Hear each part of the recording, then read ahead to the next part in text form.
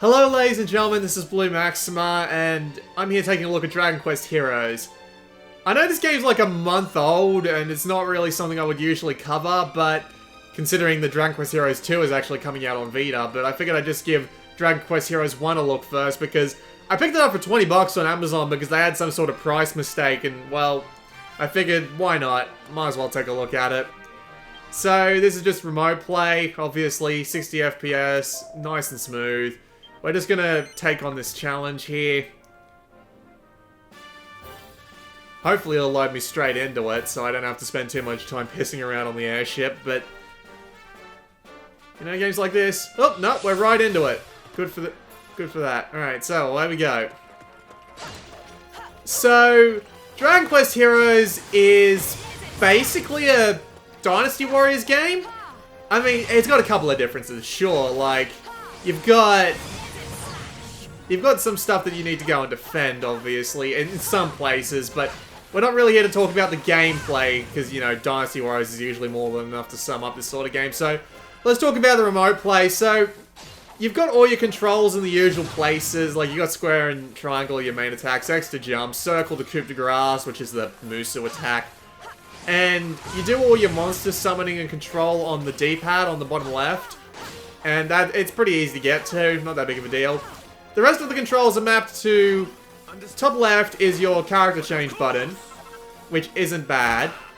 L is your block, if you hold it. And by default, your R button lets you cast magic, because you gotta hold it, and then you gotta press one of the face buttons. And R2, which is the top right corner, is your dodge. You also have L3, which I don't think does anything, and R3, which also doesn't seem to do anything. There are probably things that it does, like if we had start here and go and look at our action list, it'll tell us what everything does. So yeah, R3 does our lock on and off, and you know, that's pretty easy to get to. Now, if we go to miscellaneous and settings, and then to the system settings, we can actually change what dodge does, or where dodge is. So if we change it to R1, we can actually change it so that it's the physical R button on the Vita. But honestly, after playing like an hour with the game being R1 on dodge, I wouldn't recommend it. Because when you want to go to use spells, you have to hold your thumb here like this, and then you have to curve your hand back so you can press the face buttons in order to get to the spells. Which, after a while, becomes really uncomfortable. Like, insanely uncomfortable. So, yeah, like, trying to use Royal Wrath, I eventually just have to, like, hold it with my pointer finger and then press it with my thumb, and that's just uncomfortable. So we can go back and we can fix that up. Settings in this game are fucking weird. And of course you've got all your camera controls, and you can turn up your camera speed because the camera speed is way too slow on the default.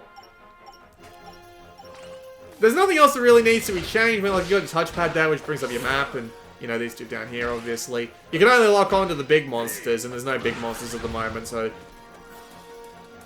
It works pretty well as a remote play control scheme. Like, there's not much here they could have fucked up, honestly. The game itself runs pretty damn well and looks great. And it's very responsive on the Vita's buttons. So, if you want to play this game on remote play and you already own it, well, go right ahead.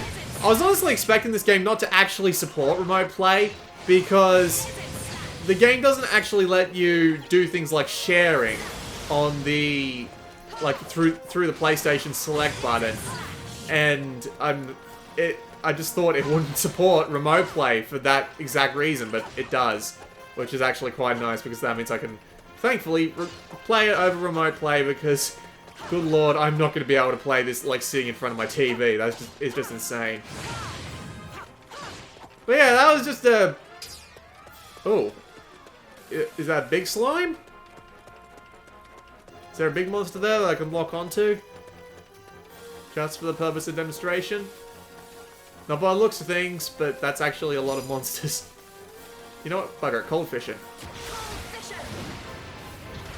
I have to admit, all the two main characters disappoint me in this game, because they're basically exactly the same, just different elements. But yeah. Cold fishing is fun. But yeah, the game itself works fine.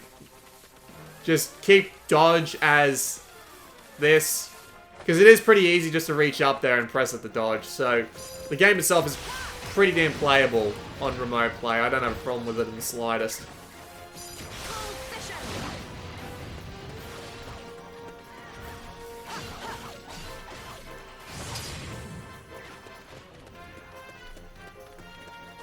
I'm gonna end this video now just so I don't spend too long here. So, this has been Blue Maxima, and I'll see you all next time.